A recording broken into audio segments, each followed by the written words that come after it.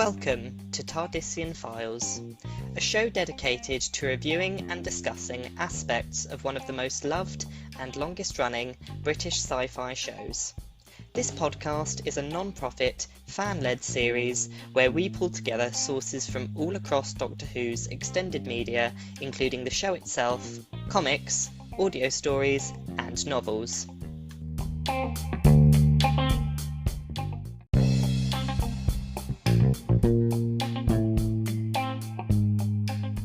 In this mini-series, we will be discussing what if the Doctor hadn't met Donna Noble for a second time, and how the events depicted in Season 4 of Doctor Who would have played out differently as a result of this change.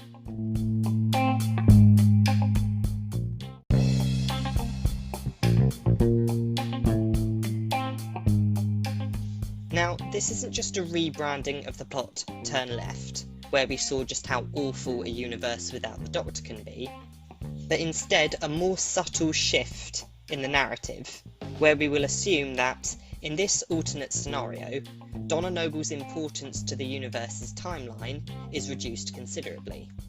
This scenario will also assume that the Doctor simply didn't meet anyone during his time between Martha Jones' departure and the events of Partners in Crime, ignoring companions that may have preceded Donna in the extended media such as comics or audio stories.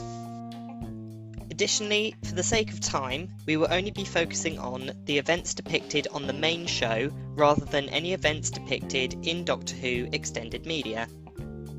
Without further ado, let's get into the scenario as we ponder the question, what if the Doctor hadn't met Donna Noble for a second time, and how this would have affected the events portrayed in the Doctor Who episode Partners in Crime.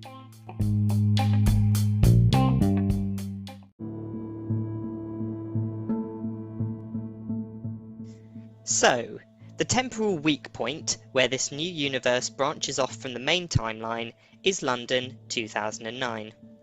Having just saved the southeast of England from being nuked by the falling starship Titanic, the Doctor finds himself investigating the odd phenomena that seem to surround Adipose Industries and their mysterious CEO, Miss Foster.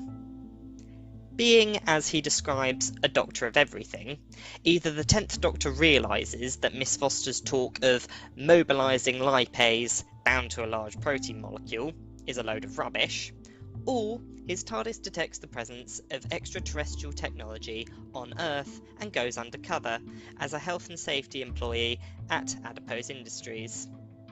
Much like the original timeline, he investigates the customers of Adipose Industries, going to the home of valued customer Roger Davey. During his investigation, he begins to speculate that Mr. Davies' burglar alarm was being triggered every night by something being let out of the house's cat flap. Here we begin to see the first divergences in this universe's timeline from the universe we know. Because in this universe, the Doctor does not leave in a hurry to chase down the birth of Adipose children from Stacey Campbell, as Donna was not present at Stacey's house doing her own investigations, and therefore did not end up accidentally causing two adipose to be produced from Stacey's body by fiddling with an uncalibrated adipose pendant. For details of the Adiposian biology and their history, see our very first episode, March of the Adipose. Nevertheless, the Doctor is fairly convinced that some kind of alien is involved with the miraculous weight loss pills. He returns to Adipose Industries the following evening to find that, just as in the original timeline, Penny Carter, a journalist for The Observer, was discovered by Miss Foster as she herself was investigating Adipose Industries under the assumption that Miss Foster was covering up dangerous toxins in the pills. Instead, both to the Doctor and Penny's shock, Miss Foster pulls from her desk drawer an infant adipose and reveals that the pills are in fact alien birth capsules which produce new adipose children from the excess fat in the customers' bodies. Witnessing Penny's confrontation with Miss Foster from the window washer's platform outside the office, the Doctor sees that Penny is clearly in danger. The 10th Doctor covertly causes a distraction to get Miss Foster and her bodyguards out of the office.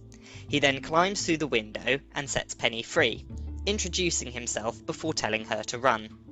Penny grabs all of her notes that Miss Foster had confiscated and follows him. Unfortunately for the two, Miss Foster and her bodyguards apprehend them in the office, where she reveals herself as a wet nurse for the Adiposian First Family. In the original timeline, the Doctor warns Miss Foster of the illegality of her actions and pledges to stop her if she doesn't stop. Much like the original timeline, Miss Foster then orders her bodyguards to shoot both Penny and the Doctor. Unlike the original timeline, the Doctor does not have Miss Foster's sonic pen in his possession, as she had no reason to use it in this confrontation. Instead, the Doctor takes a leaf out of Sarah Jane Smith's book and sonics their earpieces, achieving the same stunning effect as the screwdriver in the pen would. The Doctor and Penny retreat to the lower levels of the Adipose Industries building. Miss Foster keeps the two trapped in the building by deadlocking all the systems, knowing her plans will have to advance if she's going to succeed in her mission. Just like the original timeline, she activates the birthing machine, causing all the Adipose Industries customers to begin producing adipose children. Without the sonic pen, the Doctor cannot get into the machine as easily as he would in the original timeline. Luckily, in her notes, Penny was able to get security details of high-profile employees in order to gain access to the Adipose Industries building to begin with. The Doctor uses this information to manually hack into the machine. Unfortunately, as he works to disarm the device, Miss Foster quadruples the signal, causing the Doctor to declare the infamous line, "They're all going to die!" Without Donna Noble, can the Doctor still save the day? He needs a second adipose pendant in order to override the machine. Where is he going to get one? From Penny, of course! You may have forgotten, but in the original timeline, the reason Miss Foster found Penny out in the first place was because, like Donna and the Doctor, she too had stolen an adipose pendant as part of her investigation. Penny hands the Doctor the pendant over, and he laughs triumphantly, plugging it into the machine. There is a zap, and the lights on the machine power down. Miss Foster's plan has failed! Like the original timeline, several thousand adipose infants were still produced while the machine was operational. They all converge onto Adipose Industries in an event that would later be dubbed the March of the Adipose. Just like in the original timeline, the Adiposian nursing ship arrives with two orders from the Adiposian First Family: to collect the children and to dispose of Miss Foster. Seeing these instructions, the Doctor and Penny head to the roof. Penny then watches in disbelief as the docile adipose children float like balloons into the bowels of the ship above them. She waves at them as they ascend, the true wonder of the night's events finally sinking in.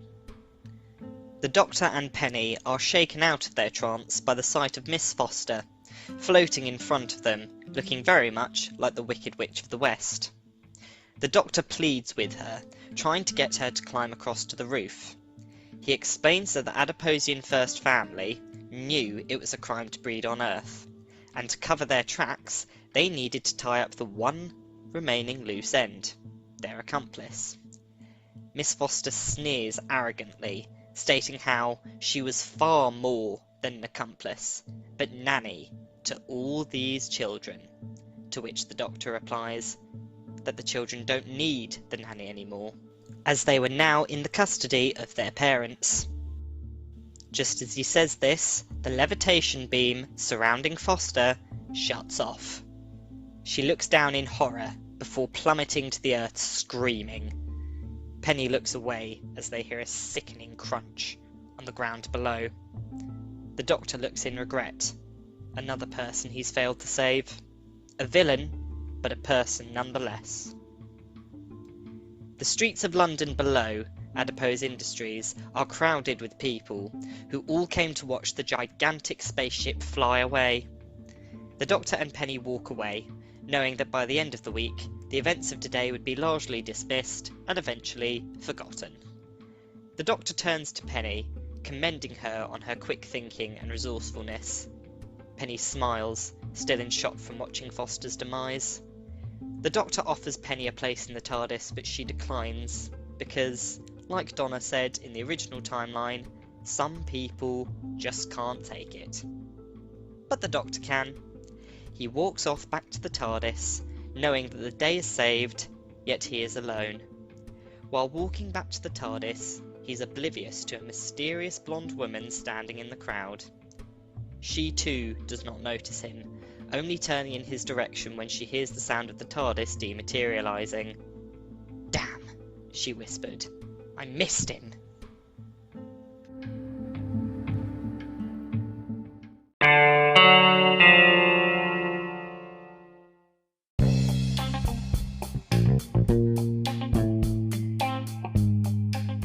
And there you have it. This is one scenario of how the events of Partners in Crime could have played out differently in the absence of Donna Noble. As you can see, the events of this episode played out roughly the same with some minor changes.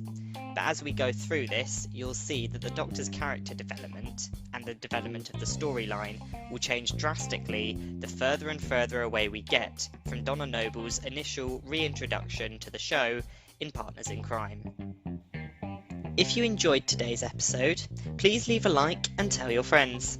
You can check out some of our other material on Spotify, or check out our Anchor page for a list of all of our episodes, and, as always, join us next time for more episodes of Tardisian Files. See you then, everyone!